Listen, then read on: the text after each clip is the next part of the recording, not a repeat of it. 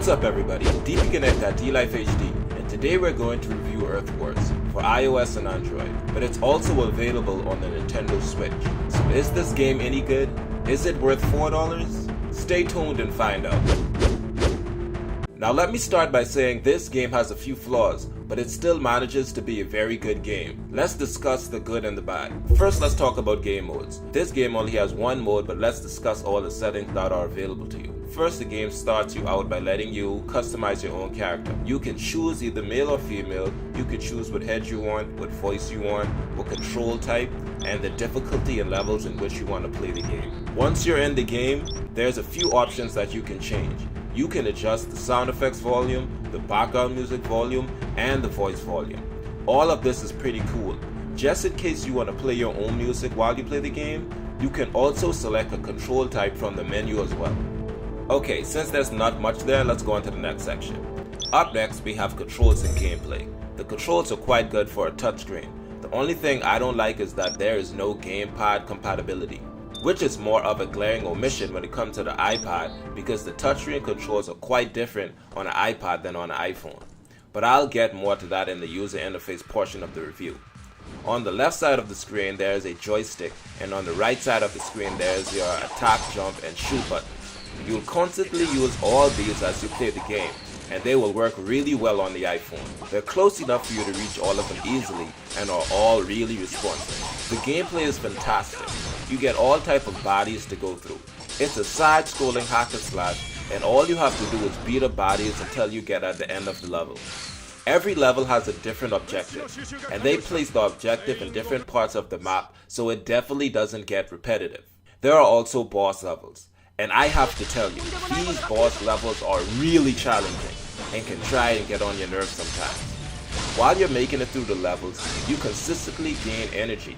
You can use this energy for weapon crafting, weapon enhancement, and level up your skills. You get a ton of options when it comes to weapons, and you can upgrade all you want if you have enough energy to do so. You can also gain energy by dismantling weapons and disassembling materials. You get a map with several hotspots that each contain several levels within them. You continue to traverse your way through levels until you've beaten all of them. Now, interface design and graphics. This design is really the only part of the game I have a slight problem with. I think that it's straight port from the Nintendo Switch version because all of the menus and the words are a little small. Not overly small to the point that you can't read them, or it's too hard for you to tap the interface menu buttons. On the phone it's not bad, but once you get to the iPad it's worse and almost makes the touchscreen controls unusable. On the tablet everything goes from a little small to a bit large. Also, it's worth mentioning that the letters on the menus look a little fuzzy. This is compounded on the larger iPad. As far as graphics are concerned, they're all hand-drawn. It looks like they were all painting on a Wacom tablet, and it looks really cool. I really like that all the characters have huge heads. It gives the game a little humor.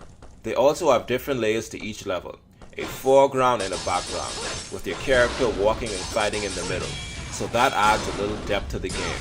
Once again, the graphics are great on the iPhone, but they are a little fuzzy on the iPad. That's really disappointing to me. On the iPad, some of the text pours off the screen. It looks like they didn't optimize it for the 4:3 ratio. The pause button and the controls are really close to the edges on the iPad. It's kind of sad really. This game would be fine on the iPad if they allowed the gamepad support. Once again, if you're looking to buy this game, get it on the phone. It's a much better game on that. Up next we have music and sound.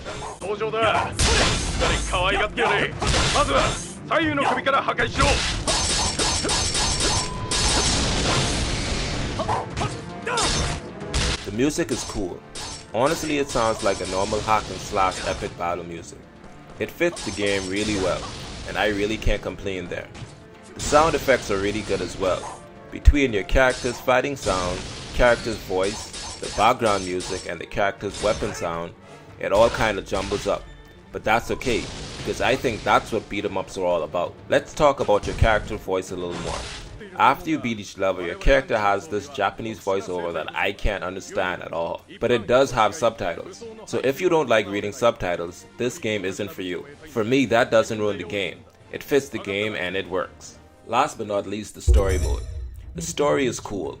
I like it better if the voiceover were dubbed in English, but that's okay.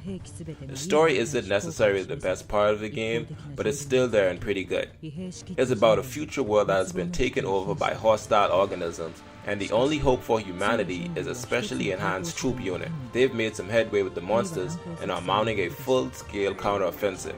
Can you help them? Can you save humanity from store destruction? All in all, does this game have a few flaws? Yes. But it's still a really good hack and slash game on mobile that works a lot better on the iPhone than on the iPad. It also has a ton of levels and a lot of replay value. So if you're a fan of this type of game, I can safely say that this game is one of the best hack and slash games on mobile. It's a ball to the wall type of fighting, especially in boss battles, and that's why we love it. We highly recommend it on iPhone and Android phone screens, and it's absolutely D-Life HD approved. Alright everybody, thanks for joining me. Let me know by commenting below if you agree with me or my opinions. If you like this video, remember to smash that like button, because it really helps us out a lot. We are also adding Amazon affiliate links in the description for things like Steam, Apple Store, and Google Play Store gift cards, just in case you plan on buying the game or other games and you need a gift card. For every purchase you make, we get a little bit of return, and that really helps the channel out a lot. If you want more content like this, remember to subscribe, because we're planning on releasing mobile content more regularly. Also remember to follow us on Twitter and Facebook for daily mobile game updates. Peace.